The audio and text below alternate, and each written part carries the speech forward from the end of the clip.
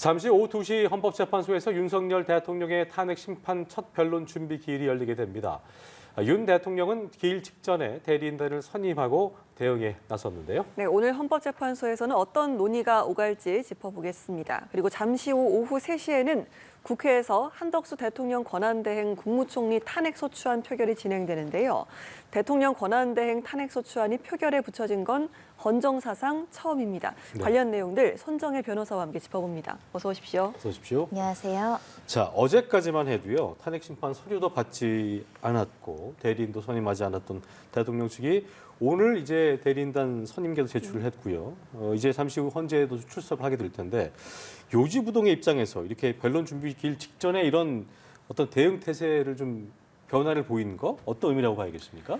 네, 앞서서 지연 전략으로 송달을 서류받지 않는 방법으로 절차를 좀 지연하겠다라는 전략을 세웠던 것으로 보이나 헌재의 시간은 그 절차에 따라서 진행될 수밖에 없고 실제로 준비 기일이 통지되고 그에 관련해서 기일 통지라든가 여러 가지 송달의 적법성을 다투기 어렵다라는 판단을 했기 때문에 본인의 방어권을 보장하기 위해서도 이 재판 초기 단계의 증인 신문이라든가 증거 계획이라든가 중요한 절차를 놓치지 않겠다라는 판단이 있었던 것으로 보이고요.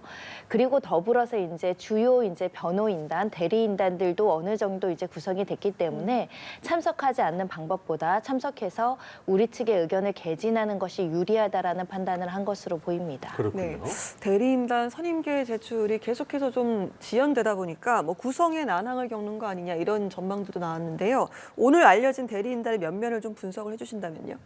네, 일단은 윤 대통령과 친분 있는 사람들, 평소 가깝게 지낸 사람들이 대다수 구성이 된 것으로 알려지고 있습니다. 특히 헌법재판과 관련한 탄핵 심판은 어느 정도 헌법재판소의 어떤 절차라든가 규정이라든가 이런 것들을 잘 알고 있는 자가 대리인단에 들어오는 것이 굉장히 중요해 보였는데 그래서 실제로 헌법연구관 출신이고 박근혜 전 대통령 시절에 헌재 공보관을 지내서 관련된 절차를 잘 숙지하고 있는 배보윤 변호사가 선임됐다라는 사실도 알려지고 있고요. 특히 헌재의 어떤 심판 절차에 대한 수행뿐만 아니라 수사도 대비해야 되기 때문에 수사와 관련해서는 지금 김홍일 전 방통위원장이 주축이 돼서 이제 변호인단을 꾸릴 것으로 예상되는 상황이고 지금 공보 담당은 윤곽근 변호사로 알려지고 있습니다. 그만큼 세 가지 큰 테마로 해서 한 팀은 이제 헌재 심판에 대해서 대응하고 한 팀은 수사에 대응하고 한 팀은 여론전을 이제 세우는 여러 가지 방향으로 지금 큰 틀은 다 마련되어 있다라고 보이고요. 이 세 가지 부류로 이렇게 변호사를 나눠서 대응하는 것은 굉장히 중요한 사건이기도 하고 쟁점도 많고 또 치열하게 다툼을 예고한 상황이기 때문에 지금 변호인단의 구성 범위도 늘어나고 있는 것으로 보입니다. 네.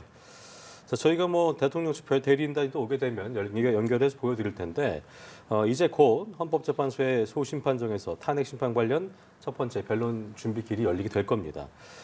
보통 변론 준비 기일에는 어떤 논의가 좀 이루어지게 되는 겁니까? 현재 사건에서 가장 중요한 것은 쟁점 정리에 상당한 시간이 할애될 겁니다. 쟁점이 되면 각 쟁점별로 필요한 증거 신청을 뭘 신청하고 뭘 채택하고 그 순서는 어떻게 될 것인지를 이제 정하는 절차를 거치기 때문에 변론 준비 기일은 한 번으로 그치지 않고 수회 진행될 가능성이 굉장히 높고요. 제 개인적으로 이 쟁점만 정리한다고 하더라도 큰 틀에서는 절차적 요건, 실체적 요건이 될 것이고 이 절차적 요건과 관련해서는 국무회의가 있었느냐, 관련된 통보를 했는가 그런 어떤 절차적인 요건 하나하나 쟁점별로 제시될 가능성이 있는 것이고요. 두 번째로 실체적 요건으로 가서는 비상상태가 맞았는지, 긴급 발동권 행사 요건이 됐는지, 이 국회에 대한 조치에 대한 위헌 위법성 여부, 주요 요인에 대한 체포, 감금 지시 여부 이렇게 하나하나 쟁점을 정리해 나가는 과정들이 필요하기 때문에 이 준비 기일에서는 주요 쟁점을 정리하고 그에 대한 주요 핵심 증인 참고인은 누구를 부를지 어디에서 증거를 이제 수집해서 조사를 할지 여부에 대해서 이제 논의를 할 것으로 보이고요.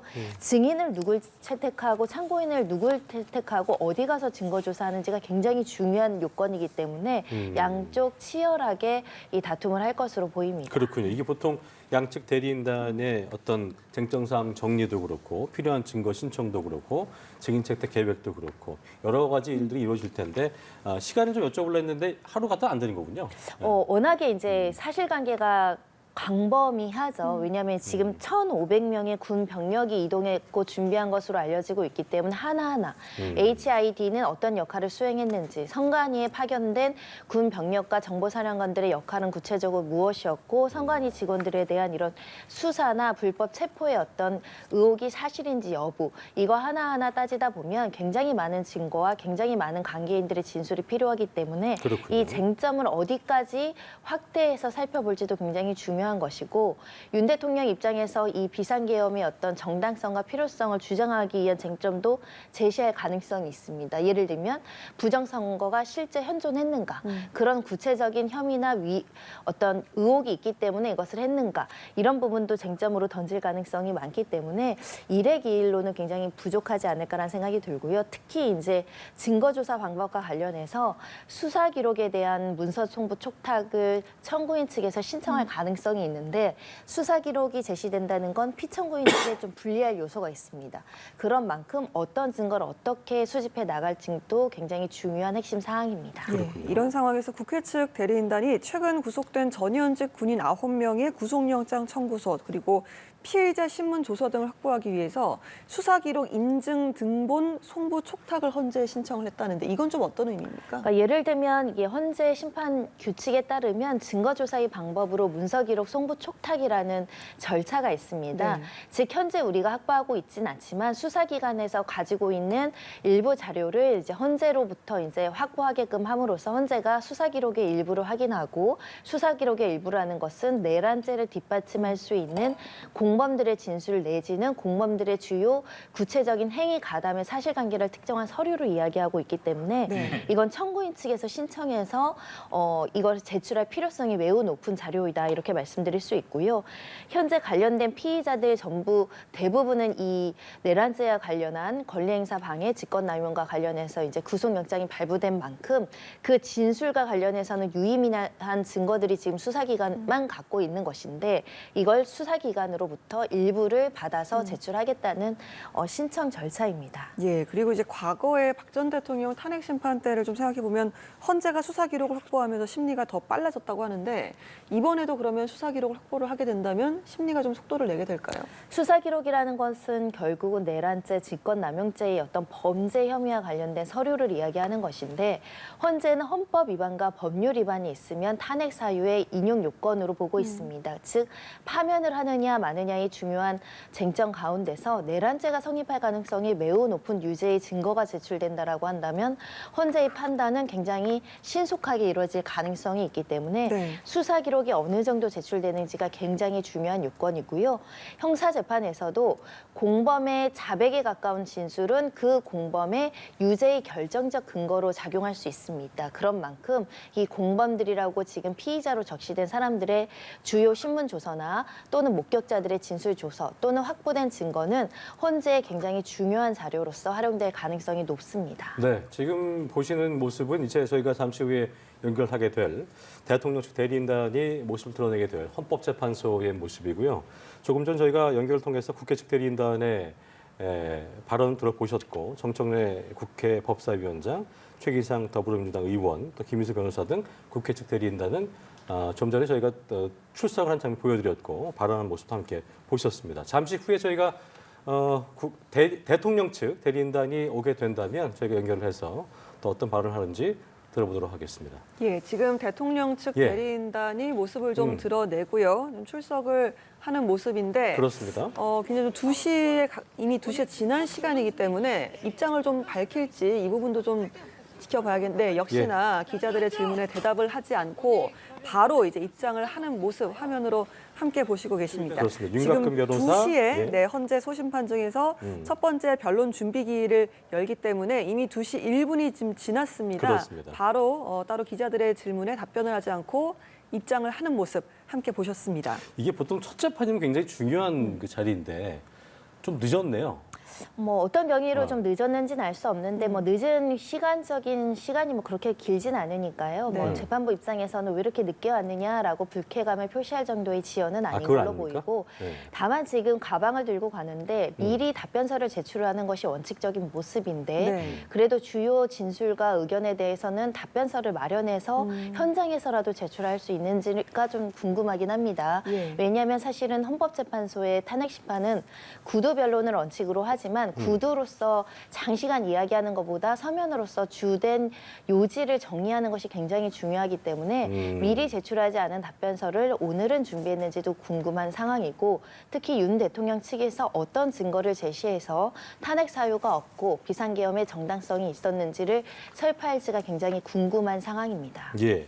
대리인단이 이제 그 뭐 급조된 것은 아니겠습니다만 미리 뭐 물밑에서 준비를 했겠습니다만 말씀하셨던 대로 그런 어떤 쟁점 사항들을 정리를 할 시간적 여유가 좀 있었을까요? 어떻게 보셨어요? 뭐 지금 변호인단이 구성이 안 돼 있어서 준비할 시간이 촉박해서 헌재의 어떤 준비 절차에 참여하지 못한다라고 대외적으로는 이야기는 하지만 그래도 혹시라도 준비일이 연기되지 않고 변경되지 않아서 실질적으로 진행될 가능성까지 변호사들은 모두 대비해야 되기 때문에 그렇군요. 아마도 수일 동안 밤낮을 미팅을 하고 회의를 하고 증거를 수집해 나가면서 윤 대통령 측을 방어할 논리를 만들고 그에 대한 증거 계획을 어느 정도로 세웠기 때문에 오늘 준비기일에 참석했다라고 보이고요. 예. 다만 전체적인 구조를 변호사들이 모두 다 파악하고 있기는 상대적으로 좀 어려운 측면이 있을 겁니다. 예. 특히 청구인 측이나 수사기관이 가지고 있는 자료의 양과 수사의 어떤 기록에 대해서 대부분은 알지 못하거나 일부밖에 알지 못할 가능성이 있기 때문에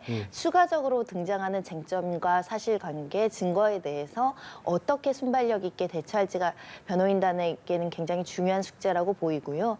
현재까지 대국민 담화에서 나온 주된 정당화의 근거를 다시 한번 설파하면서 유리한 증거를 이렇게 해달라라고 이야기하지 않을까 생각이 들고 특히 그런 만큼 참고인 진술이나 그 우호적인 증인의 진술을 이제 채택해달라고 요청할 가능성이 매우 높아서 예. 어떤 사람을 어떻게 증인 채택, 참고인으로 지정해달라고 할지도 관건으로 보입니다. 이게 보니까 첫날이기 때문에 첫날 준비 기일이기 때문에 쟁점 사항들이 굉장히 좀 첨예하게 대립할 거 아니에요. 그렇다 보면 좀 이제 서로 간의 논쟁도 좀 오갈 수 있는 그런 상황입니까? 일단 청구인 측에서 탄핵 사유를 주장을 할 것이고 이에 대해 반대되는 그 답변의 요지를 진술하게 될 것이고 재판부가 이제 쟁점 정리를 정리하는 과정에서 각각의 항목별로 증거를 어떻게 채택할지에 대한 이제 의견들을 제시하는 것이고요. 양쪽은 치열하게 다투더라도 질서 정리는 결국 헌법재판관이 질서 정리를 하고 쟁점을 정리하기 때문에 예. 이 절차에 대한 지휘권은 모두 다 헌법재판관의 권한입니다.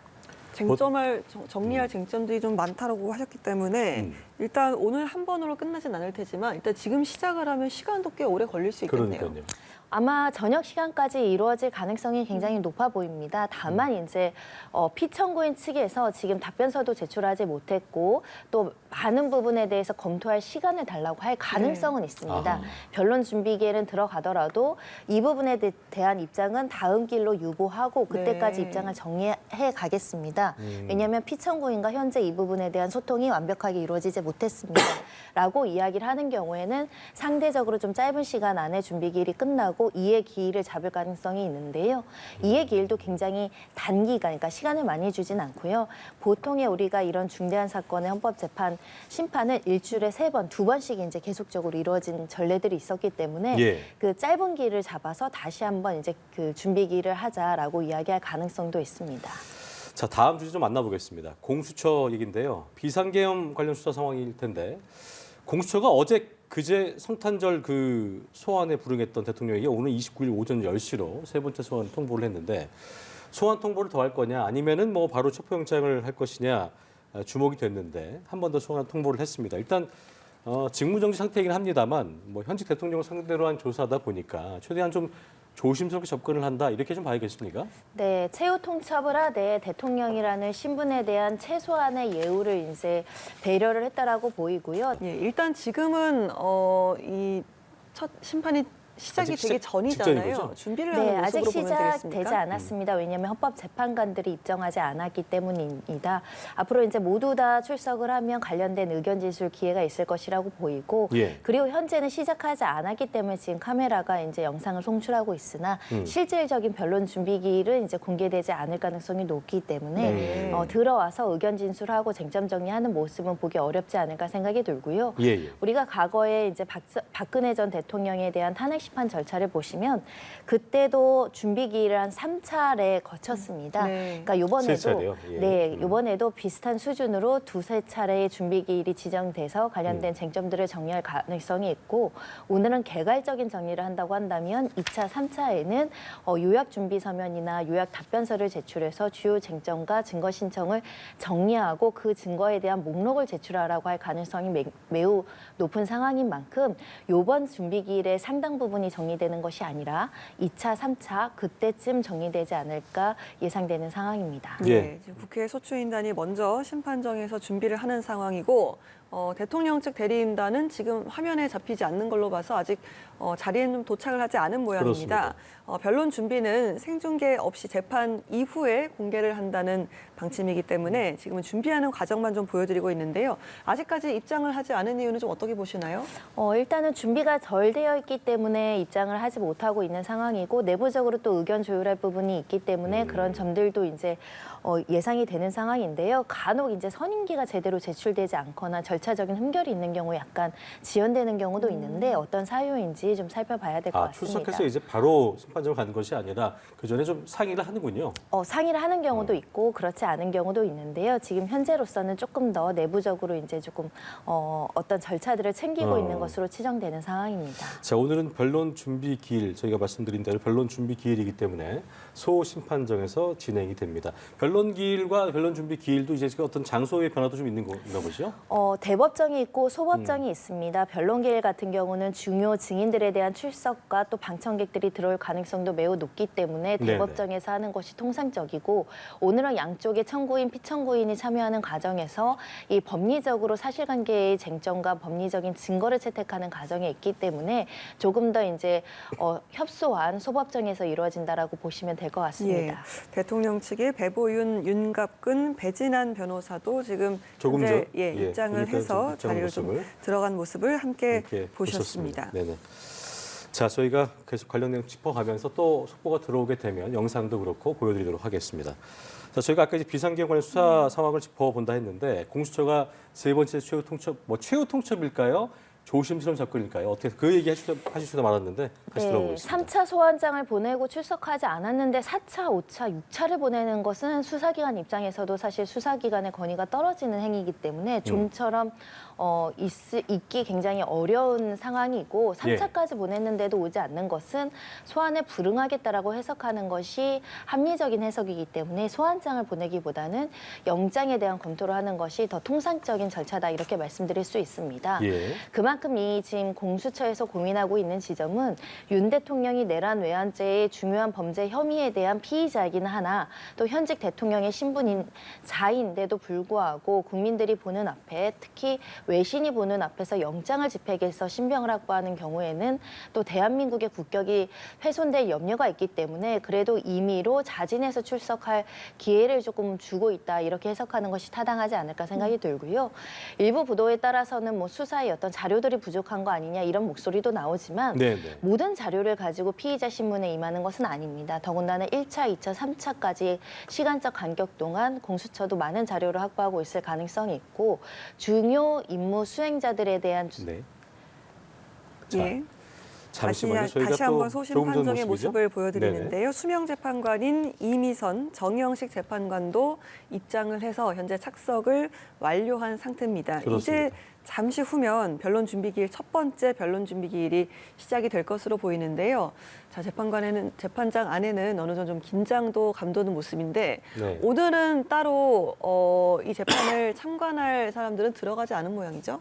그렇습니다. 보통은 이제 변론 준비 기일에는 양측의 대리인만 참여해서 의견 네. 개진하는 것이 통상적인 모습이고 네. 공식적으로 변론의 주된 내용이나 증인신문의 내용들, 증거조사 과정 중에도 비공개 재판을 하는 경우도 종종 있고요. 그렇기 예. 때문에 공개 결정은 전적으로 헌법재판소의 결정이어서 추후에 공개 결정에서 이 어떤 변론 내용을 보느냐 그렇지 않느냐도 현재로서는 비공개 가능성이 매우 높다 이렇게 말씀드릴 수 있는 상황이어서 왜냐하면 이 수사 기록이나 관련된 주요 사실관계와 관련해서는 국가안전보장상 비밀 유지가 필요한 내용들이 언제든지 나올 수 있습니다. 그만큼 전부 다 공개되기는 좀 어려운 실정으로 보이고 국회 측에서 먼저 탄핵소추 이야기를 이제 주된 탄핵소추서의 요점을 이야기하고 반대 논거로 구두변론으로 피청구인 측에서 이야기를 하는 절차를 거치지 않을까 합니다. 중대한 재판인 만큼 오늘 대통령 탄핵심판 첫 재판을 지켜보겠다는 시민들의 방청 시도가 또 쇄도한 것으로 전해지고 있는데 보니까 이게 오늘 첫 준비기일에 총 2264명이 온라인으로 방청 신청을 했고 보니까 이게 경쟁률이 2251대 1이었다고 합니다. 예. 국민적인 관심사가 지대할 수밖에 없는 것이고 헌정사상 굉장히 중요한 재판으로 다스려질 가능성이 있는 만큼 예. 그만큼 방청에서 역사적인 진술들을 듣고자 하는 국민들이 굉장히 많다라는 생각이 들고요.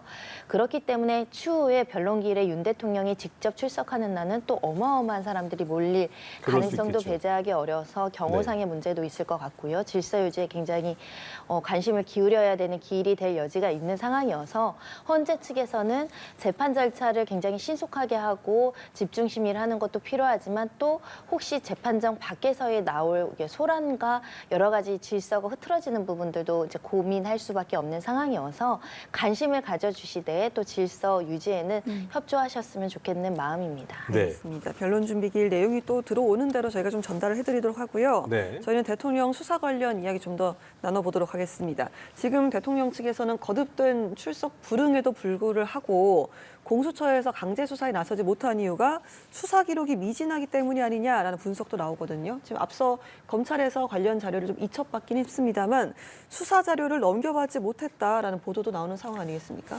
네, 이거는 애초부터 수사권을 둘러싼 경쟁적인 부분 때문에 자부 효과가 있었고 혼선을 기하면서 지금까지 연관되어 있다라고 볼 수 있을 것 같습니다. 예. 하지만 수사 기록이 오지 못해서 윤 대통령에 대한 체포라든가 이런 절차가 미진하다 이렇게는 보기 어려울 것 같습니다. 왜냐하면 우리가 국방부 장관의 긴급 체포와 구속 사건을 보면 어떠한 자료도 초반에 확보되지 않은 상황에서 즉시 긴급 체포되고 구속영장이 발부됐죠. 왜냐하면 국민들이 실시간으로 본 포고령과 관련된 증거들이 이미 확보된 부분이 있기 때문에 증거로서 체포 신병 확보에 필요한 자료들은 모두 다 확보됐다 이런 측면으로 봐야 될 것 같고요.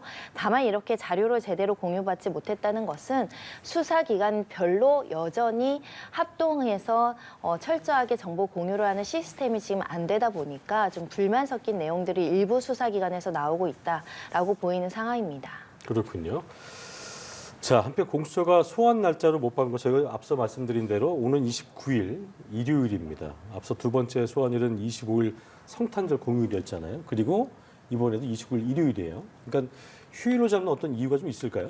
결국은 이제 경호상의 문제와 교통 통제 때문에 그런 상황이 발생하는 것 같습니다. 왜냐하면 대통령에 대한 수사는 굉장히 중요한 절차이긴 하지만 또 일반 국민들도 출근도 해야 되고 일상생활을 영위해야 되는데 대통령이 이동하는 동선별로 사실은 집회 시 인원들이 모일 그렇죠. 가능성이 매우 높고 맞아요. 대통령이 이동할 때는 교통 통제를 합니다. 신호도 모두 다 맞고 이 차선을 맞게 되기 때문에 그런 부분에 대한 어떤 국민에 대한 배려로서 휴일에 하게 되면 일정 부분 출퇴근길에 대한 논란은 조금 적지 않을까라는 생각으로 했던 것으로 보이고 특히 이렇게 공공기관에서 대통령을 소환할 때는 나머지 팀들에 대해서는 다 그 청사를 비우게 되거든요. 그래서 다른 팀에 방해가 되지 않도록 또 청사를 비우는 휴일에 이렇게 조사를 하는 것으로 예상할 수 있습니다. 이게 출석 요구에 거듭 불응을 해온 윤석열 대통령이기 때문에 이번에도 요원해 보이긴 합니다만 의한 가능성은 어떻게 좀 알아보고 계세요? 수사기관이 피의자의 출석을 기다리거나 그 자유의지대로 기다려줄 수 있는 상황은 아닌 것 같습니다. 헌재 절차도 보겠지만 준비기일에 출석하지 못한다, 출석할 수 있는 대리인단이 구성이 되지 않았다, 시간이 필요하다라고 이야기했지만 결국 변론 준비기일 절차대로 진행한다고 하니 임의로 출석을 한 장면을 오늘 보시고 계신데요. 예. 수사기관이 긴급하게 수사할 필요가 있다라고 한다면 어떻게든 신병 확보할 수 있는 수단을 강구해서 설득을 하든 아니면 체포영장을 집행을 하든 그런 결단과 의지가 필요한 사건이 아닐까 생각이 들고요. 그만큼 지금 시간이 20여칠이 경과되는 시점에서 수사기관이 대통령이 예우만을 이유로 시간을 경과하기에는 우리 헌정질서의 가장 중요한 원칙인 법 앞의 평등, 그리고 법치주의, 그리고 수사는 수사기관이 주도권을 잡는다는 그 원칙을 수사기관이 다시 한번 고심해야 되지 않을까 생각이 들고요. 특히 대통령과 지금 관련해서 주요 행위자라고 거론된 피의자들이 기소되는 상황에 도래했습니다. 그 공범인 주체는 기소가 되는데 한 명의 공범은 아예 수사조차 시작을 못했다. 이거를 국민들이 받아들이기에는 굉장히 어려운 측면이 있기 때문에 이 소환 조사나 이런 부분에 있어서도 어떻게 보면 수사의 정확성과 신중성도 중요하나 신속성의 가치도 굉장히 중요하게 다스려야 된다라고 말씀드리고 싶습니다. 예. 알겠습니다. 검찰이 계엄 사태의 핵심 피해자인 김용현 전 국방장관 이르면 오늘 기소할 전망인데 실제 기소가 이뤄지면 공소장에 그 적힌 혐의도 함께 드러나게 되잖아요. 이번 내란의 윤곽이 좀 어느 정도 알 수 있겠습니까? 네, 공소장에는 그 공소장 예단 금지의 원칙 때문에 아주 자세한 사실관계가 모두 적혀 있진 않지만 핵심적인 범죄 사실은 기재될 가능성이 높고 그 공소장에서 눈여겨봐야 할 점은 윤 대통령이 공범자로 기재가 되느냐 안 기재가 되느냐가 굉장히 중요할 것 같습니다. 예.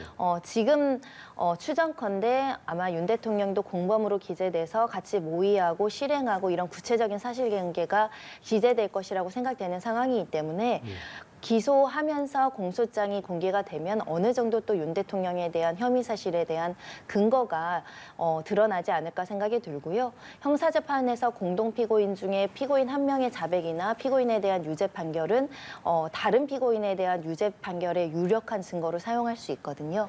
그러니까 지금 관련된 주요 핵심 관계자들이 기소돼서 재판받는 자료는 윤 대통령 측의 기소의 자료로 활용될 수 있어 보입니다. 예, 기소가 되면 이제 이어지는 수사로 풀어야 될 의혹들은 또 어떤 것들이 있을까요?